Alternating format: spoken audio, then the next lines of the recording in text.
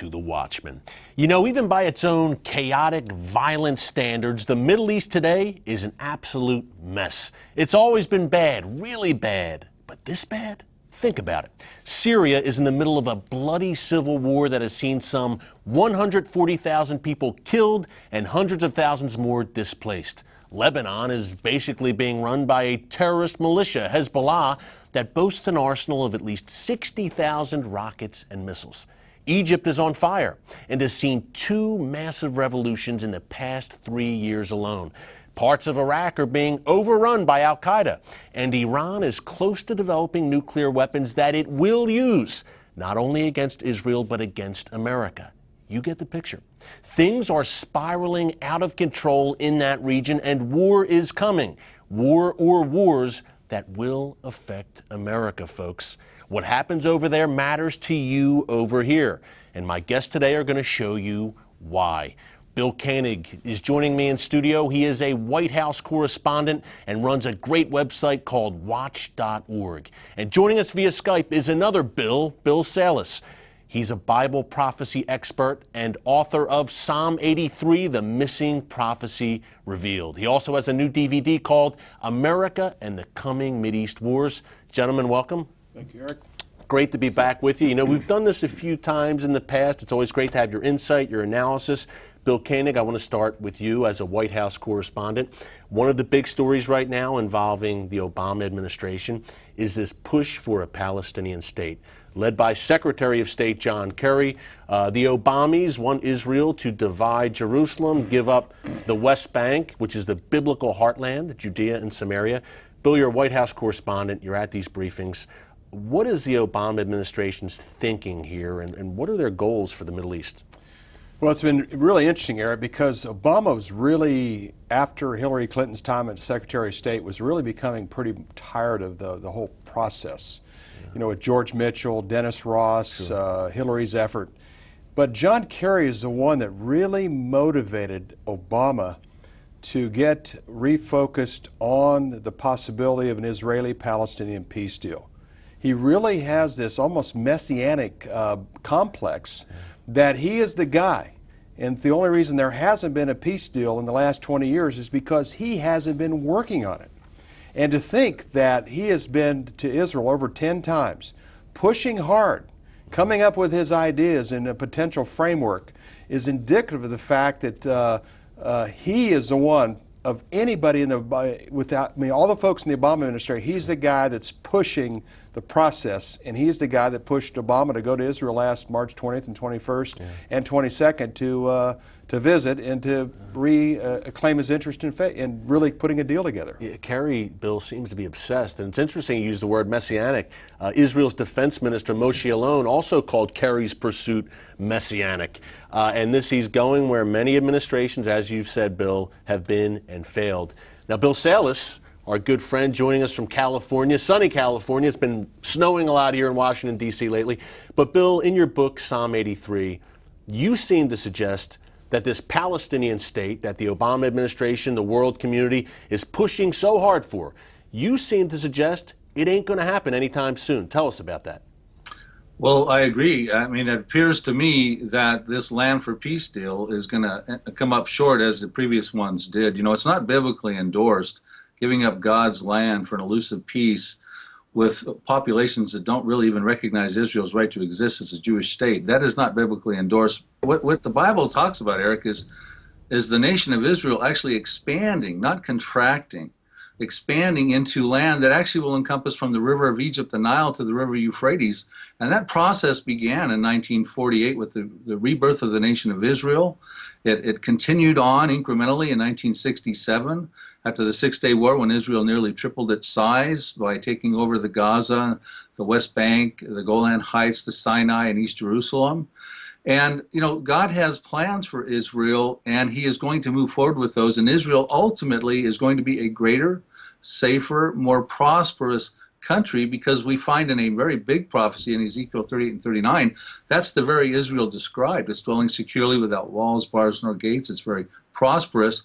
And they can't become that Israel of Ezekiel 38 until they deal with the Arab issue. And that those Arab countries are not in Ezekiel 38 and 39, Right. but they are in Psalm 83. And just for a quick moment, for your viewers not familiar with it, it's a prophecy written 3,000 years ago by Asaph, who was a prophet, that talks about the Arab countries that share common borders with Israel today. That would be Lebanon and Syria and Jordan and Saudi Arabia. Iraq would be involved, Egypt, the terrorist populations, Hezbollah, Hamas, the Palestinian refugees.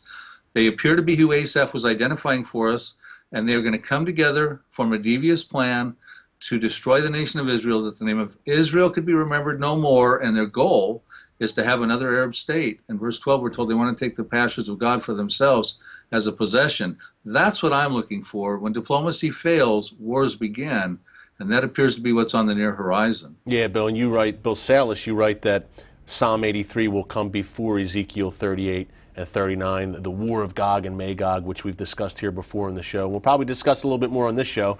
Bill Koenig, back to you now. You're in Israel frequently. In addition to being a White House correspondent, doing great work here on Capitol Hill, you're in Israel frequently. What do Israeli government officials, Bill, what's your sense on the ground?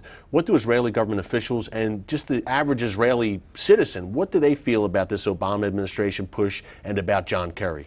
Well, Israel's been involved in the peace process for an awfully long time. I think most Israelis right now, 70–80% of the Israelis, don't expect something to come out of this peace process. They're hopeful that they can live in peace, but based on history, it doesn't look very promising. The other thing is Kerry's like a bull in China shop. He's come on this so aggressively, and I laugh, and when I speak, it looks like John Kerry's been gone from the planet for 10 years and come back using new plans as if they're his plans when these are plans that have been worked on before and have failed. Miserably failed in the past. So Benjamin Netanyahu is handling this masterfully. He's got a very difficult parliamentary coalition that he needs to appease. He also has the Likud, the right-wing part of his party, that doesn't want to give up Judea and Samaria. And I certainly understand the biblical rights that Israel has to that land, as well as you, Eric, and also East Jerusalem. The entire international community wants to divide the city of Jerusalem. But we are literally living in the most exciting times in biblical history as the world is focused on this tiny little piece of land. That's what amazes me all the time. About the size of New Jersey? Right? Size of New Jersey that continues to be the center of worldwide interest. It fascinates me, but that's the way the God of Israel intended to be. Yeah, and by the way, guys, just a side note, we could probably agree that Benjamin Netanyahu, the Israeli Prime Minister, probably has the toughest job in the world. Absolutely. Right now. Bill Salus, back to you. We're talking about the Palestinian state. Okay, the push for the Palestinian state, but it looks like that whole push could be preempted by something else very, very major happening involving Israel, and that involves Iran's nuclear weapons program. A lot of people here in Washington think the Obama administration has no stomach to take out that Iranian nuclear weapons program. I count myself among those people. And that we're going to see one of two things. Either Iran is going to get the bomb, or Israel is going to stop them from getting the bomb. What do you see coming prophetically with that Iran-Israel situation? Well, using the animal analogy like the bull in the china shop, that is the elephant in the room, Eric. I mean, Israel is faced right now with either a conventional war. If they went head-to-head with Iran, the odds are they would win, or a nuclear war if they don't. You know, Benjamin Netanyahu has the same tough decision to make that Menachem Begin did in 1981, when he decided that the cost of inaction was too great to the nation of Israel, and he struck in June of 1981 the Osirak nuclear plant. And if Netanyahu does not do that, the same consequence comes. He will have to live under a constant threat, existential threat, of a nuclear disaster coming upon his country. And that's a gorilla on the back that they just do not want, and will probably cause them to go forward and attack Iran. Now, it's interesting when you talk about Iran, prophetically speaking, Iran has double prophecies in the end times. And we talked briefly about Ezekiel 38 and 39, and Iran is in that prophecy with Russia and Turkey and a coalition of 9. But there's another prophecy in Jeremiah 49, verses 34 through 39, about the prophecies of Elam, which may very well be talking about what we're talking about, where Israel might strike Iran's nuclear program, because Elam today is where the Bushehr nuclear plant is. It was at the time that Jeremiah and Ezekiel wrote, they were contemporaries of each other about 2,600 years ago. Ezekiel wrote about Persia, But Jeremiah wrote about Elam, and that would be pretty much where west central Iran is today. And that prophecy talks about Iran being struck at the foremost of its might, that causes as a consequence a dispersion of the affected population out into every nation of the world. It almost sounds like a humanitarian crisis. Boy, Eric and Bill, I'm telling you, if that's a prophecy for our time, we really need to be focused on that. Bill, I got to stop you right there. We're going to head to the commercial, but coming up next, blood moons. They're coming, folks. What do they mean for Israel and Iran? Stick around with Bill Koenig and Bill Salus.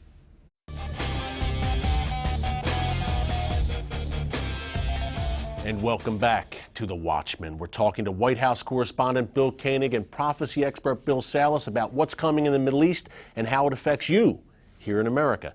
Gentlemen, I recently interviewed Pastor John Hagee about a new book of his called Four Blood Moons. This blood moons phenomenon, fascinating stuff. They're coming, Passover and Sukkot, 2014, 2015. We're going to see these series of blood moons, very rare. I talked to Pastor Hagee recently, like I said, and here is a clip from that interview talking about blood moons. A blood moon is when the earth comes between the sun and the moon, and the sun is shining through the atmosphere of the earth and cast upon the moon a red shadow, and so the moon appears to be red. The sun and the moon and the earth are controlled by God Almighty. He is the one that's getting them in a direct alignment on a certain day at a certain time, but each time it's a Passover or Sukkot. I believe that in these next 2 years, we're going to see something dramatic happen in the Middle East involving Israel that will change the course of history in the Middle East and impact the whole world. That was Pastor John Hagee talking about four blood moons. And Bill Salus, you've done so much on, Bill Koenig has as well, groundbreaking work on four blood moons going way back. Bill Salus, you've talked about four blood moons a lot as well. This is a hot topic right now in prophecy circles. What do you think? Well, it certainly is a hot topic, and I had the opportunity in November of 2013 of sitting next to Pastor John Hagee on the Praise the Lord TBN TV show, where they were featuring his book called The Coming Blood Moons alongside with my book, The Psalm 83 Missing Prophecy Revealed. And Eric, I believe there's a potential connection between these coming blood moons and the message that they're bringing, and with possibly Psalm 83. But before I begin, it's important to talk about the caveats about these Psalm 83s, because what we don't want to have here is getting another Mayan calendar or a Y2K type scenario. These blood moons, they're lunar eclipses, and lunar eclipses are not always red blood moons. Sometimes they're yellow, sometimes they're orange, sometimes they're actually black. And this coming blood moon on Passover, April 15th, is not likely even going to be seen in Israel. And there are other people that are showing concerns and naysayers about these blood moons. But with that said, from my perspective, it is clear that Genesis 1:14 talks about the heavens bannering a divine display of signals for mankind. It's an Amber Alert type system for us, and these blood moons may be warning God's children of something very big to come. And when you look at the last three, which is what John Hagee points out mainly in his book, the Jewish people were coming under near genocide attempts, and they were protected through those attempts, and they were preserved, and they found a safe place to be after those genocidal attempts in 1492. The blood moons came in 1493 and 1494, the Edict of Expulsion in Spain. Next thing you know, Christopher Columbus finds America, which becomes a safe haven for the Jewish people. And then you go up to 1948 when Israel becomes a homeland, and immediately they come under Gentile persecution again, but this time by the Arabs of Psalm 83. Bill Salus, we have to stop you right there, my friend. We're going to continue this conversation after the break. And Bill Koenig, I didn't forget about you. Up next, okay, blood moons, Israel, Iran. How does all of this affect America? Find out after the break.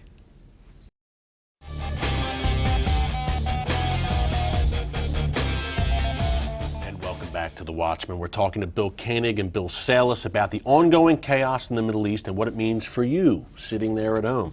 Bill Koenig, we were talking about blood moons. Number one, do you have anything to add about blood moons? And number two, a lot of Americans these days think that what happens in the Middle East does not affect us here in America. Tell them why they're wrong. Well, first of all, the blood red moons, typically the rabbis of Israel, the Orthodox rabbis, look at the blood red moon, the full lunar blood red moon eclipse, as a sign, an ominous sign of potential war. And that's what they have looked at throughout the years. The fact they're falling on the first day of Passover and first day of Sukkot this year and in 2015 is very interesting, because this is the 8th time that this has happened since Christ's birth. So Bill had some very interesting insight. The fact that it's happened in '67, the fact that it happened in 1948, the fact that it happened the last year of all pivotal dates. Pivotal for Israel dates, and the Jewish four people. previous times looked like there were times of great Jewish persecution and pogroms throughout the history. There's a little bit of history on that, but not a lot, because they're so ancient.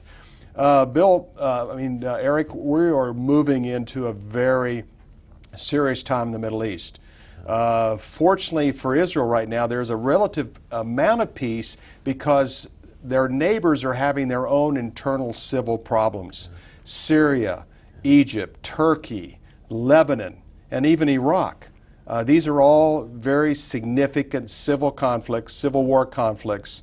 And I think to a certain extent, Israel has a relative peace, but at the same time knows the potentiality of a conflict with Syria, Iran, that could break loose at any time. So we are literally living in the most exciting time of biblical history, with so many things happening and breaking at a breathtaking pace. For us that watch things very closely, Eric, I don't think we've ever seen a time quite like this. We got a front row seat, Bill. It's funny, my 7-year-old daughter often asks me, Daddy, when did that happen? I said, well, that was back in Bible times, I tell her. I think we're entering Bible times, quote unquote, once again. We're seeing prophecy revealed, and the Bible's coming to life once again. Bill Salus, you have a new DVD out called America and the Coming Mideast Wars. So where are we? Where is America in prophecy? Where do we factor into all this? Well, I honestly believe, and I point this out in the DVD, the arguments for this statement is that America is in Bible prophecy. Yes, we are difficult to find, but we appear to be in Ezekiel 38. I see us there as the young lions of the merchants of Tarshish. There's two trains of thought on that. Some people believe that it would be Spain and Central America. Tarshish would be Spain, and the young lions would be the colonies from there. But that, to me, is the weaker argument. The stronger argument would be Britain. The UK would have been the Tarshish, and we would be their young lions, being like America, perhaps Canada, things like that. But the problem, there's good news and bad news. In that particular prophecy, the good news is we're not fighting alongside Russia and its coalition. The bad news is we don't seem to be fighting for Israel as well. We seem to be protesters on the sidelines.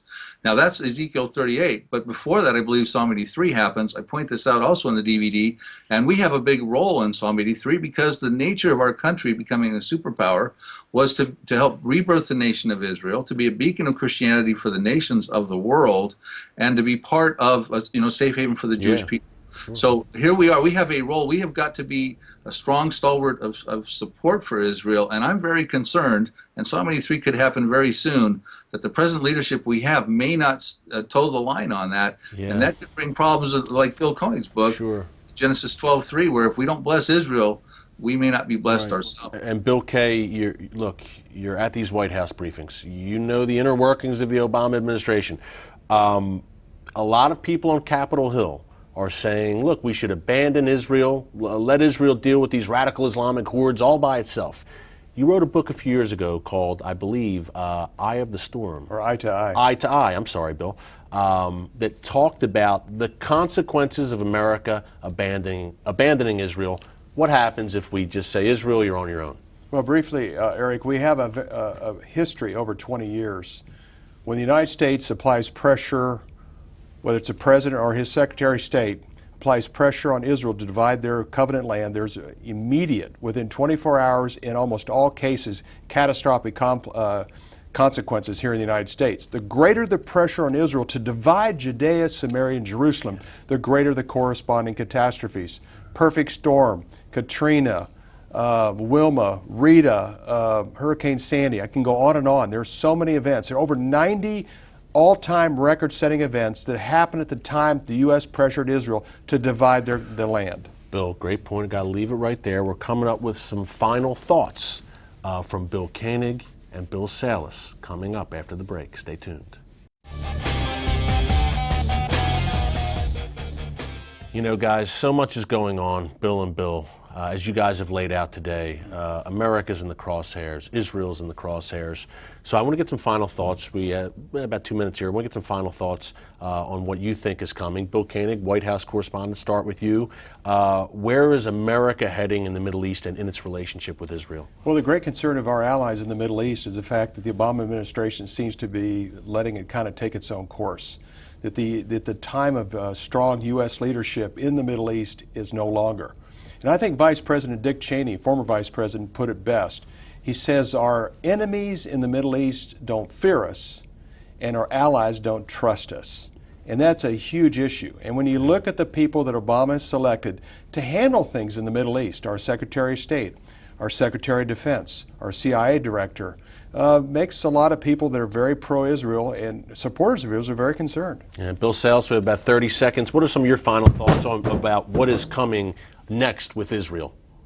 Well, the Bible does talk about these apocalyptic wars that we've been discussing on your program, Eric, and they will come. And in light of what's been going on since the Arab Spring, where nothing good has happened for Israel with all of its surrounding enemies, including Iran's nuclear program, we have to be suspect that these wars could happen very soon. And when you throw in the blood moon phenomena, this becomes a sense of urgency that becomes paramount for us right now. And these are world-changing wars. They will affect Americans.